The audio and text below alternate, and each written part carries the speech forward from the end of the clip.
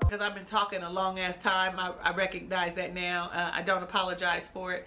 Pause and come back. You know what I'm saying? Like, yeah, I don't apologize for it.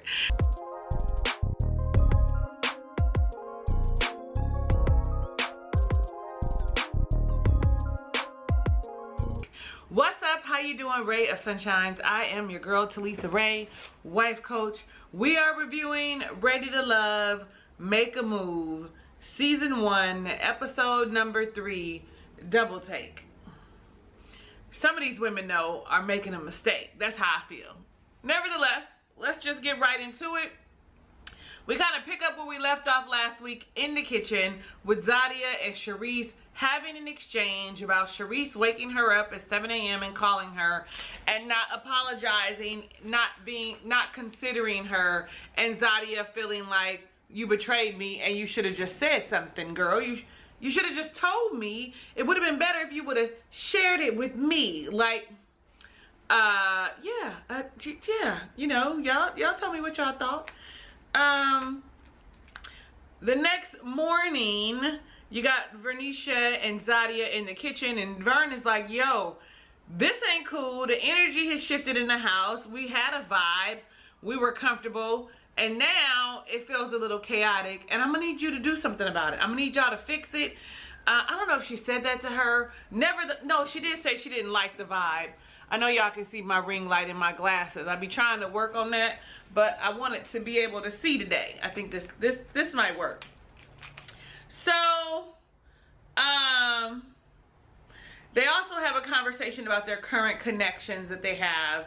And Visha was like, you know what? I know, I'm self-aware. I understand that I lock in too quickly, that I fall too fast, that I want things to progress. And figure out quickly that this is what I want. Why am I holding my phone? I don't know. But I'm glad that she's self-aware and she's making conscious choices to move in it differently than before, because it wasn't working for her previously, you know? Okay, so the first date we end up seeing is a blind date that has been put together by the matchmaker, Tamika. And every time I say her name, I'm gonna say the matchmaker, Tamika, because why they want to play with us? Why you always lying? Because we know you lying. Okay? Nevertheless, Kirsten is 38. I do not remember what it is that he did, but he probably stood about 6'5". His first date is with Ashley. And listen, when you heard her describe her man, the first thing she talked about was tall and attractive, you know, sexy. And then she was like, and a good personality. So when she saw Kirsten, honey, her little heart and her nether regions was like boom, boom, boom, boom, boom, boom. Like, yes, this is what I like. This is what I signed up for. This is what I want. They had a good like back and forth. It gave you the this or that energy. Do you like this or you like that? Do you like this or you like that? And one of the things that I recognize is that because she likes someone, I feel like she's gonna conform. So I'm hoping that she fixes that, because that's kind of what she did in the very first season of Ready to Love. And what makes me think about that is when she asked about, do you like Coke or you like Sprite? And he was like, I like Coke. And she was like, oh man, you a Sprite person. And then I don't know, whatever he said. And she was like, it's whatever though. I'm gonna drink whatever you got. Ma'am, if you like Sprite, you like Sprite. Now, I will occasionally drink a Coke. I love Pepsi. Pepsi is where I live, but I will occasionally drink a Coke when I want a soda. But Pepsi, that's it. That's it. It's, you know, but staying in that shit 10 toes down, I don't know, it just felt very flighty to me. Like, I don't even want to say that. I want to say it felt very, I can be persuaded easily. I think that's better than what I was saying before. I also felt like she was gushing on him way too much. And maybe that's because I'm cool as a cucumber, and I will tell you that I find you attractive. Oh, okay, you handsome. Oh, you got nice skin or whatever. But I'm not gonna gush all over you. You know what I'm saying? Like, I don't know. I don't know. I don't know. I've been told that I'm cold, and maybe that's part of what the cold is. You know what I'm saying? Like, because I don't fall all over you. I think you're attractive. I'm going to share that with you. I think you're smart. I'm going to share that. I think you're funny. I'm going to share it. But I'm not a gusher. I don't know. Y'all pray for me. I think I might be too reserved for these ninjas out here. I don't know. I don't know. Anyway, so then we see Kirsten go on a date with Zia. When he sees her, he thinks she is breathtakingly beautiful. And my heart said, come on. I love it when a man can't speak because they find me so breathtaking. But I'm so much more than beautiful, right? He also said that she was well put together. And like I said, he was speechless. And I thought it was kind of cute. Like, he was trying to take her all in. Like, my God, how could you be so attractive? How is it that you still single is kind of what the vibe gave. Because that's normally what they tell you. But the reason, you know, she's single is because she mean. And she got certain standards and expectations that she ain't finna waver from. I'm with her with the silent prayer, sir. If you trying to get brownie points because we holding hands and saying grace, you're gonna have to say the grace out loud. I'm gonna need to hear what you're saying. Okay, Lord, thank you for the food that we're about to receive. Let it be nourishment for our bodies. In Jesus' name, amen. Quick. And if that ain't your judge, you could be like, let this food be nourishment for our body. Ashe. Whatever. I'm gonna say what I'm gonna say, but if you gonna make the gesture, don't do it in your brain. Because like her, like she said later, I had to like combat because I don't know what he was saying. Was he like, please let her be connected to me forever? Like, what was you saying? I don't know. I'm crazy. I don't know, y'all. Y'all listen.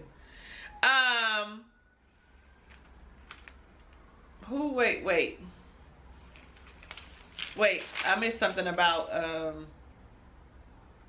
no, I didn't miss nothing. Well, I guess I did because they talked about kids and we just found out that Ashley wants at least one child, right? Okay, girl. Like, but she's like, kids love her. The reason I had to go back for that because I wrote down that Zia is making sure to tell these people I'm not really into kids, and if I do have a kid, it's a gift to you. Like, this child is your responsibility. I'm gonna give her kudos for that. Like, stand on that. Like, I don't want any children. I'm pretty much selfish. It's about me. Selfish is the wrong word. I'm self-full. I love me. And I don't have the capacity to pour into a little person for the rest of their life. Like, that's what pretty much it feels like. I like the way I look. I don't want to alter that. Even if we have a contract, it's still a gift to you. You responsible for this kid. That's what I got. That's what I gathered. I could be wrong. And if I am, you know what we do. We agree to disagree down below in the comments. We disagree respectfully with kindness and love. Down below in the comments, I'm always here for it. Now, when I think about the dates between Ashley and Zia with Kirsten, I feel like the flow of the date with Ashley was fun. Right? It was more relaxed, but that is who Ashley is.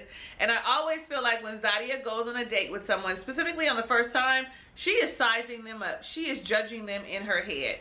Like, Ashley is saying, let me get to know you. Like, right off the top. Let me see if we gonna judge, if we gonna vibe. And Zia is all like, let me see if I even like you. Let me see if I like your energy. Let me see, like, it's really, she's sizing them up. I know we all do it though when we go on first date. Matter of fact, when was the last time you had a first date? Let me know down below in the comments. My last first date, I think, was in July. Yeah, dear future babes, hurry up. Hurry up. Nah, it's cool. If you're not following me on TikTok, you should be. It is I am Talisa Ray, or maybe it's just Talisa Ray. I'm not sure, but it's Talisa Ray. You can see me go on my solo dates and enjoy my own company and reflect on who I am and the things that I love and enjoy, amongst other things. TikTok, follow me.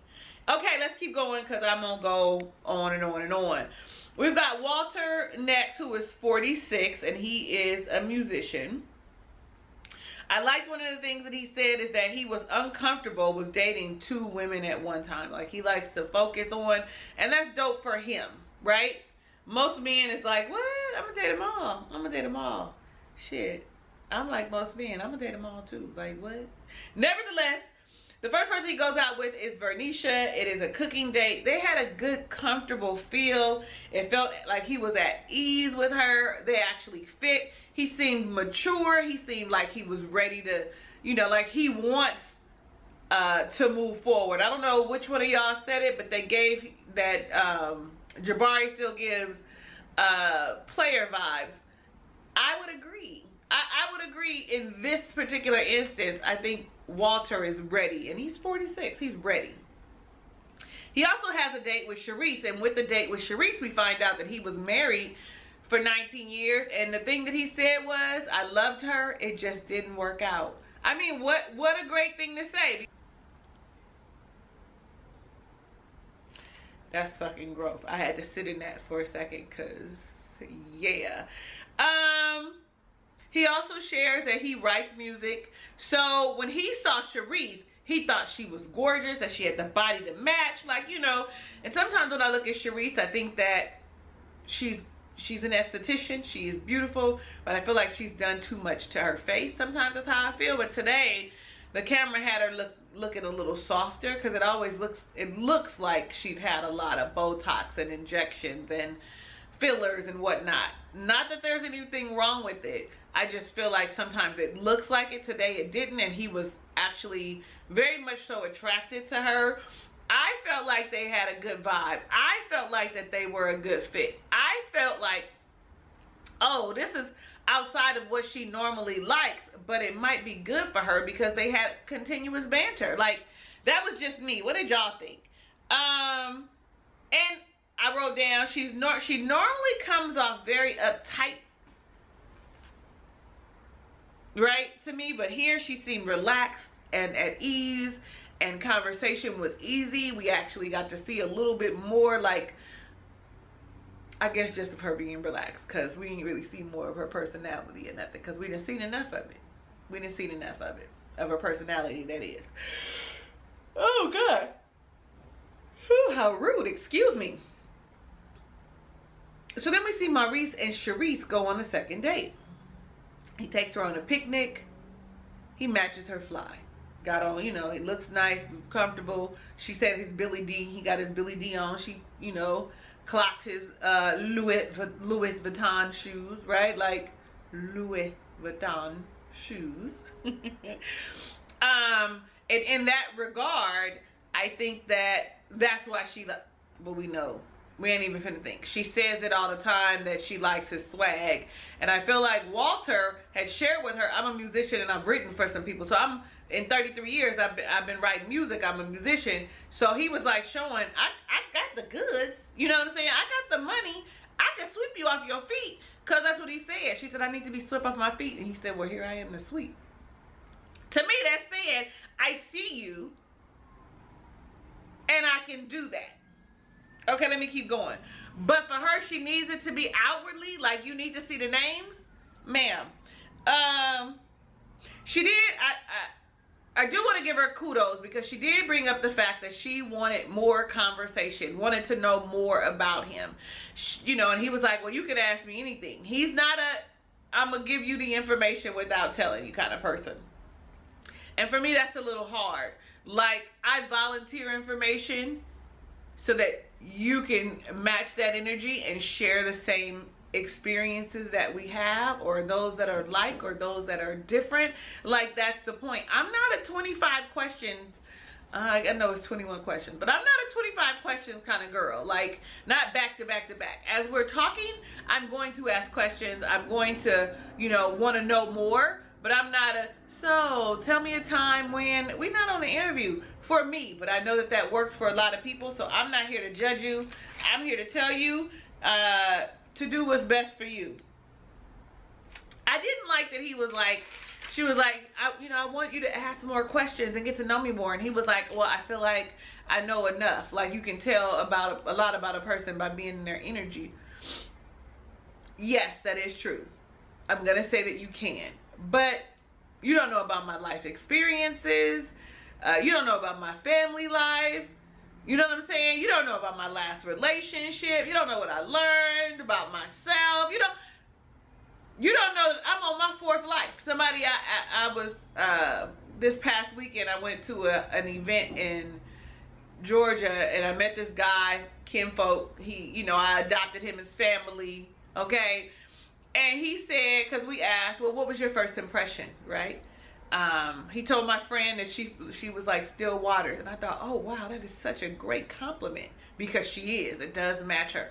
And he looked at me and he said, you're growing. You're in your growth mode right now. And I am. Like, I've had some experiences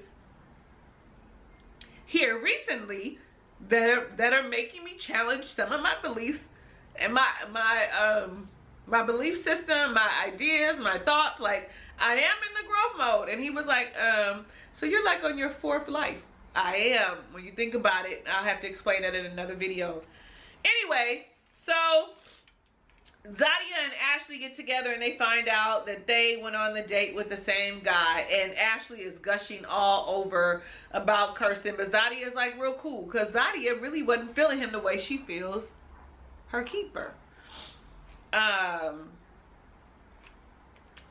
comes and Zia says, I'd like to talk to you, Sharice, and you know, Ashley, if you don't mind, I just want it to be a one-on-one conversation. We're gonna give her a round of applause, because we know that the ladies normally just start talking, and I don't like that. I really appreciate her saying, can I talk to you alone, by yourself, one-on-one, just me and you. In addition, I love the fact that Zia started off with the conversation by apologizing. It was a whole ass adult move to me. She took accountability and said, you're right, I did not. I want to apologize for disturbing your sleep, blase, blase. And I was really proud of Zia in this moment. This was a plus for me, for her, and not a minus. Because she was like, I really wish you had come to me directly or told me immediately. Because, you know, Sharice was like, I didn't even have time. Well, when you opened the door, you could have been like, girl, you just woke me up. I don't like that. And Zia would have been like, oh, my bad, girl. I'm sorry. You know what I'm saying? Or something to that effect. Like, come through with what you're irritated with instead of holding it in. Which is what Sharice technically did. And then use it against her later. And then goes on to say she felt like Sharice wanted it. I mean, Sharice felt like Zia wanted it to be a secret that she came in at 7. That she disturbed her sleep. I'm not sure if that's the case. I don't know if that's the case, but I do know that Zia took accountability in that conversation.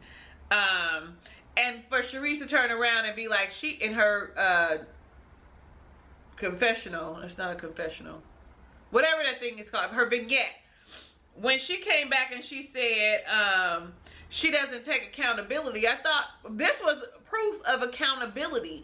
And you're not actually being self-aware, or even, I don't even want to say self-aware, that's the wrong thing. You're not willing to hear what she says, because what you say is what it is. And she just said that about Zia. At least that's how I feel. In this instant today, this episode, I'm with Zia. Yeah, I think Sharice is still in the wrong. Okay, that's just me. Let me know what you think. Do you feel like Sharice is still like that?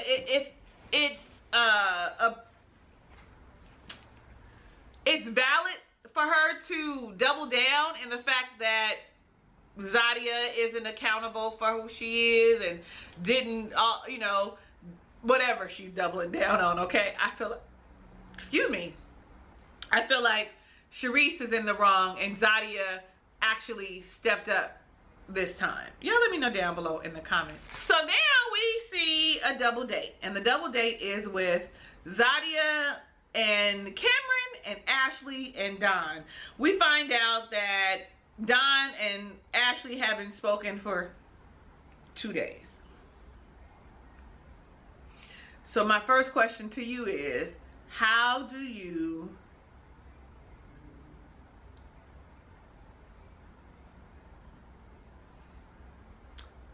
gauge the amount of conversation, not gauge, but do you set the tone of the type of communication that you would like, right? There's somebody here recently that I started chatting it up with, and homeboy was like, oh, okay, well, we talked on the phone or whatever, and he was like, okay, well, I'll talk to you again in 24 hours. He has set the precedent of the type of communication that he likes. I feel like setting the precedent, if you are a Ashley and need constant communication, you need texting every day or a phone call every day, I think that you should let that be known early on so that you don't set expectations or have expectations that someone doesn't know about. For me, that is so important. You guys have expectations, and then people don't know what they are about. They don't know what the fuck they are. Excuse my language, but you have set up these expectations and nobody knows but you. But anyway, we find out that he did text her, that there was some kind of loss in translation through phones, right? Which is a thing that can happen. Now, I also want to share that communication goes both ways. So when she did not hear from him or wanted to hear from him, would it have been so bad for her to be like, hey, Don, what's up? How you doing? I ain't heard from you. And he would have been like, oh, I texted you and you didn't respond. Or one of them picking up the phone. If it's something that is important to you, y'all see that? Look at that collarbone. Okay, squirrel moment, but I've been working, y'all. I've been working. Nevertheless, if it's something that is important to you, then why not you make the phone call? The communication, the lines of communication are both ways. It's just a reminder. It's just a reminder. It's just a reminder. But I did write another question down that says, what do you need to know that interest is shown? Because for me, I need you to be interested in me. I need you to be desired. I need to be desired. I need to be desired. And I'm sure that you do as well. So what is it that you need that's going to show you that a person is actually interested in you? For Ashley, it's communicating with her daily, okay? I'm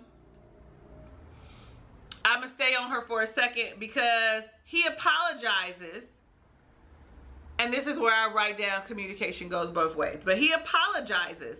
And she just isn't letting go of the thing. Like at the end, she's still talking about it, comparing the relate. Oh, you guys vibe. Are you doing well? But we over here, at least you calling. Like, you cannot do that. If the man apologizes and you accept, which it appeared that she does because she continued with the date, right? If it was something that was so outside of her boundaries, she should have fucking ended the date, okay? That's 2 F-bombs in one video, y'all. But I feel like she needs to let go of the thing. Like, why are you holding on to it? If it bothers you that much, I'm hoping you let him go. If it's that big of an issue for you, because you cannot keep harping on it. I'm talking to all of us because sometimes I'm guilty of it too. Men are guilty of it too. Don't act like y'all are exempt. We will hold on to something and regurgitate it over and over and over again after a thing should have been resolved, after we sat and had a conversation. So if you're going to continue after someone feels like they violated you, because that's what it sounds like to me, like she feels like she was violated by him not keeping an unspoken contract to talk to her daily. Like, I feel like if you're gonna forgive somebody, then move the fuck on. And the problem, third F-bomb, the problem here is you're holding on to it and not wiping the slate clean. I cannot stand that. I cannot stand that. I despise it. Like, I'm a grace giver, but I had told myself after this last relationship I had, fuck all that grace. 4th F-bomb. Okay, I digress. You don't deserve my grace because I don't be getting the grace back. You don't deserve it.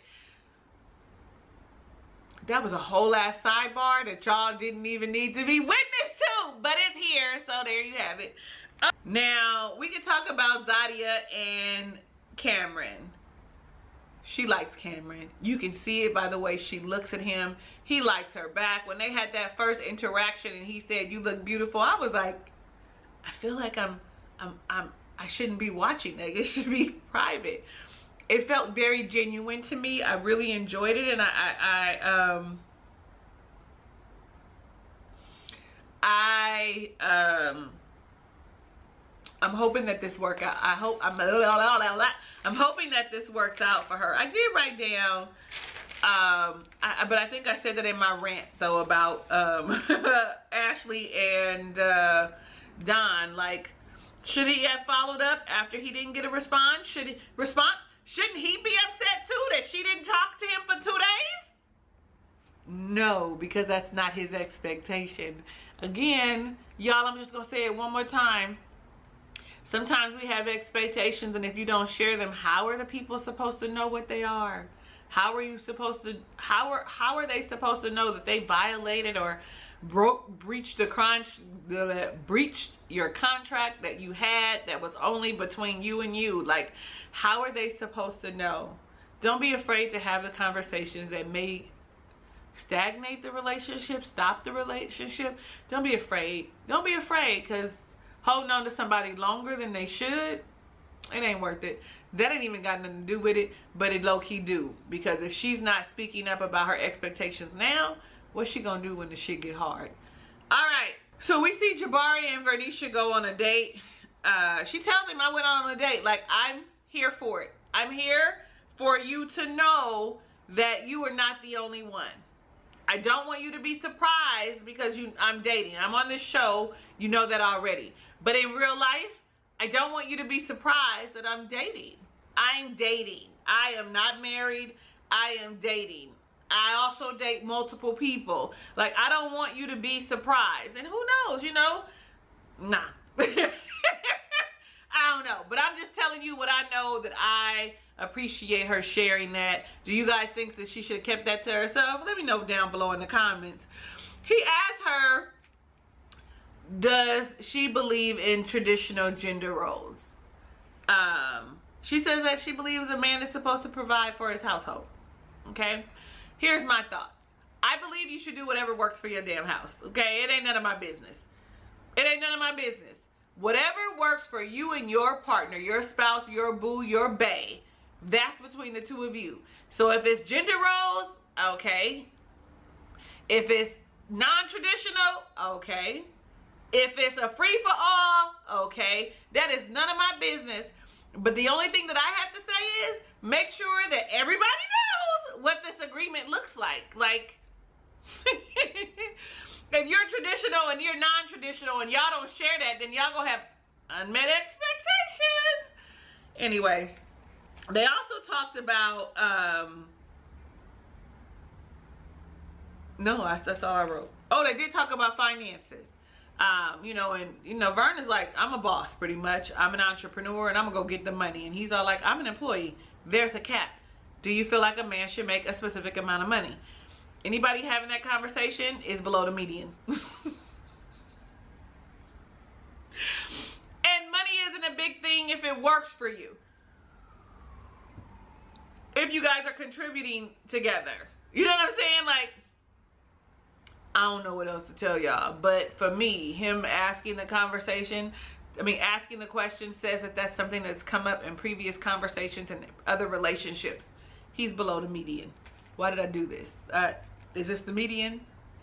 I don't know if I asked you, do you believe in gender roles, or what your thought is around gender roles? Okay, so now we get all back together and it's a recap with Tamika, and she's like, how did y'all enjoy the dates or whatever? And they both was like, oh, they were good guys, they were attractive, I enjoyed them. But you saw Ashley was all in.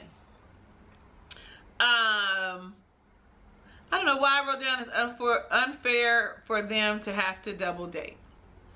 They're the ones that's getting love. Why do I have to date the same woman, the same man as her? Somebody tell me why. Because I'm the commodity here. Okay? I'm the one that we're finding love for. So is there not enough men in the New Orleans area for me to be able to date somebody on my own? Just curious. They let it be known that the keepers are coming and you need to make a decision. Keep them or let them go.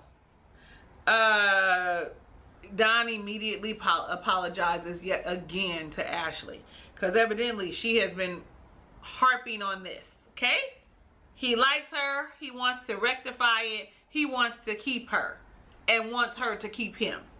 at this point, I feel like you should let him go. Because you already like Kirsten way too much because he's attractive, he's tall, da da da da da da da, you know, bald head, shot, you know, all of that shit. I feel like you're doing yourself a disservice. Don't even teeter-totter. I'm gonna just go ahead and go to when it's her turn and she gets very sensitive and starts crying, because we find out, we're gonna see that, you know, she's always putting somebody else in their feelings first. It's important to put your feelings first. So let the dude go. Let the dude go. Okay? Let the dude go. Because here I am. I wrote down the thing about expectations, and I don't need to tell y'all again because I went on a rant. Then you see Zia and Kiren, and I love that she shares with him the things that she likes about him. I like that we have a good conversation. We have good ebb and flow. I like spending time with you. You know, like I really appreciate that about Zia. Like Zia, this episode is winning me over. Probably not really, because it left a bad taste in my mouth from Chocolate City, but I like her approaches on 2 different occasions here on this episode. And I want to say that we should share the things that we enjoy about people. We should tell them that I enjoy these things about you. Otherwise, every time you guys are having conversations or check-ins, it's always about the negative. So definitely share the things that you value. People like to feel valued, wanted, desired. Yo. So Zia keeps Kiren. Easy choice. I thought that was the best choice for her to make. Her and Kirsten were cool, but not really, and she was thrown off by that silent prayer. Okay. Then you see Sharice, and she makes a point about the communication, to people need to be on the same page, and if you're not communicating, you guys might have these unspoken expectations, wants, needs, desires. Okay, like I'm with her. Y'all know my 3 C's are communication, compromise, and commitment. Those are the 3 C's that I like for relationships to start. There are a lot of C's, but these are kind of the basis. And commitment looks different in every relationship. We can talk about that another time. I ain't gonna go on this. I ain't finna go on another rant. This is where he shares that he's not an open sharer, kinda. And she keeps him and has the nerve to say that she likes the way he loves his style of communication. No, ma'am. You love that he's a lawyer and that he matches your fly, and you feel like he would be able to provide, right? Like, keep it a buck.